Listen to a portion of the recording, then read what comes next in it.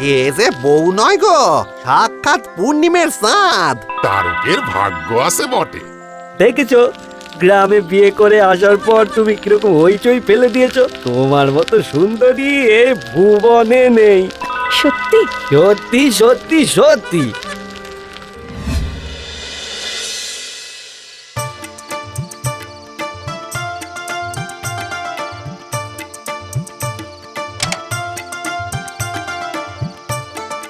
আজকে তোমার জন্য দারুণ সব রান্না করেছি।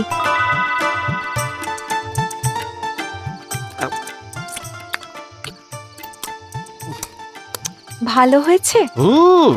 ভালো হবে না? তুমি এত সুন্দর, তোমার হাতে করা রান্না সুন্দর হবে না? হ্যাঁ, তুমি না।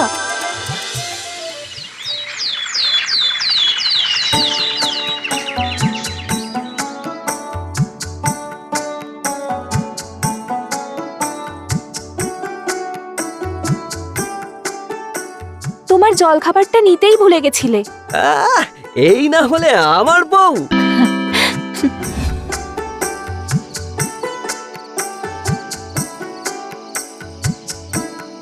আমাদের বিয়ের 1 মাস হয়ে গেল। এই দেখো, এটা আমার জন্য? এটা আমার পূর্ণিমার জন্য।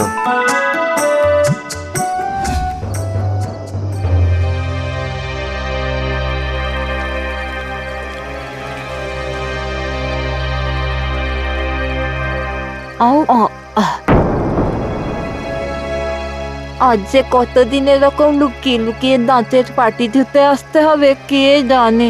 আমি যে ফোকলা, তা জানলে তারও কি করবে।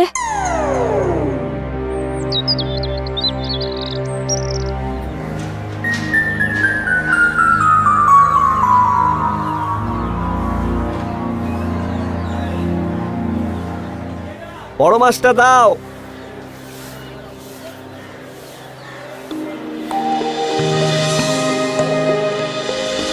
পূর্ণিমা, পূর্ণিমা, এই দেখো, ডাকছিলাম সাড়া দিচ্ছিলে না। এই দেখো, আজ রাতে ভালো করে এই মাছটা রেঁধো। যাই, আমি তৈরি হয়ে কাজে যাই। রাতে কিন্তু জমিয়ে খাবো। এই একবার তোমায় হাসতে দেখে নিলাম, ব্যাস সারাটা দিন আমার ভালো যাবে। আজকে খুব বাঁচান বেঁচে গেছি।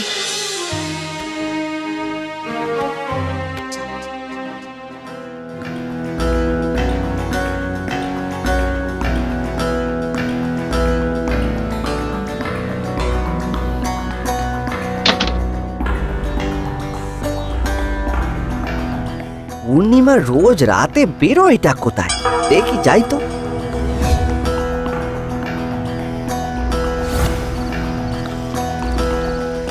পূর্ণিমা পুকুর পাড়ে এসে কি করবে রাতের বেলা?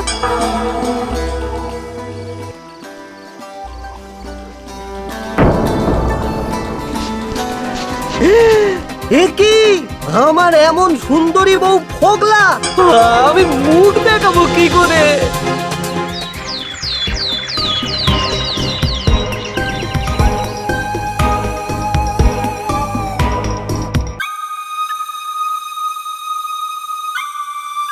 শেষে তুমি আমায় ঠকালে। তোমার সব কটা নকল দাঁত, তুমি ফোকলা, তুমি রোজ রাতে নকল দাঁতের পাটি ধুতে যাও। ছি ছি ছি। বিশ্বাস করো, আমি চাইনি এতদিন ধরে চাপা দিয়ে রাখতে। তুমি মিথ্যেবাদী। তোমার সাথে আমার আর কোনো কথাই নেই, সব শেষ করে দিলাম।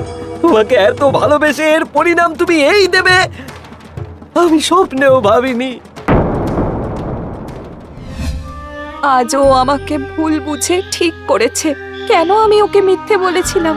আমার রূপটাই কি সবার কাছে? মন বলে কিছু নেই। ওং স্বর্ণকারং যজ্ঞাহুতি স্বাহা। ওং স্বর্ণকারং যজ্ঞাহুতি স্বাহা। এই মেয়ে, তোর মন ভালো নেই কেন রে? বিয়ের 1.5 মাসের মাথায় স্বামী জানতে পেরেছে আমার সব কটা দাঁত নকল। আমি ফোকলা, তাই আমার সাথে আর কোনো সম্পর্ক রাখতে চায় না। এই যজ্ঞের ছাই দিয়ে দাঁত ঘষে যা, ফিরে যা। তোর সংসারে দেখবি সব মিটে যাবে। ওং স্বর্ণকারং যজ্ঞাহুতি স্বাহা। ওং স্বর্ণকারং যজ্ঞাহুতি স্বাহা।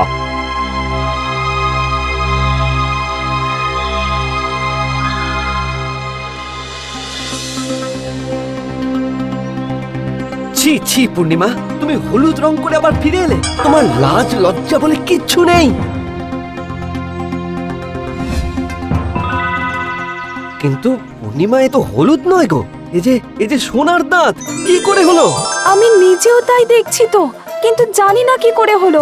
কাল রাতে এক সাধু স্বর্ণযজ্ঞ করছিলেন জঙ্গলের দিকে। আমি সেই যজ্ঞের ছাই দিয়ে দাঁত ঘষেছি, সকালে উঠে দেখছি সোনার হয়ে গেছে।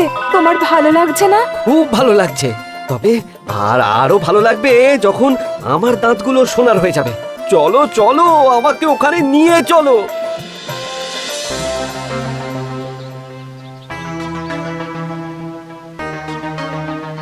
কাল এই যজ্ঞের ছাই দিয়েই ঘষেছিলাম দাঁত।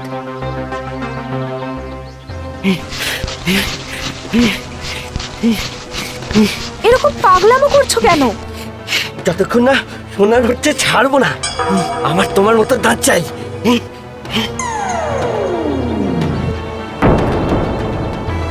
দাঁত আটকে গেছে, ছাড়ো ছাড়ো। জানতাম এরকমই কিছু একটা হবে। দাঁড়াও দাঁড়াও। বুঝলে, দাঁতের ডাক্তার ছাড়া উপায় নেই আর।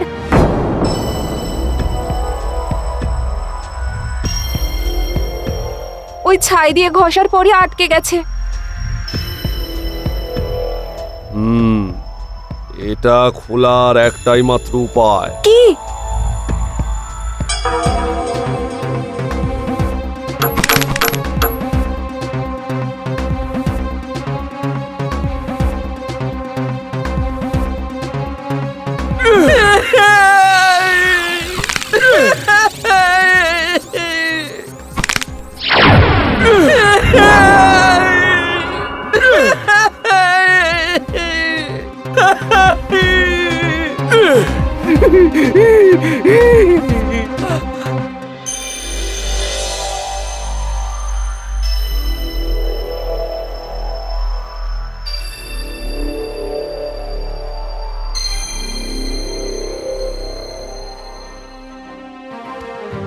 ওই দেখো দেখো, অত সুন্দরী বউ আর তারও কিরম ফোকলা হয়ে গেল গো।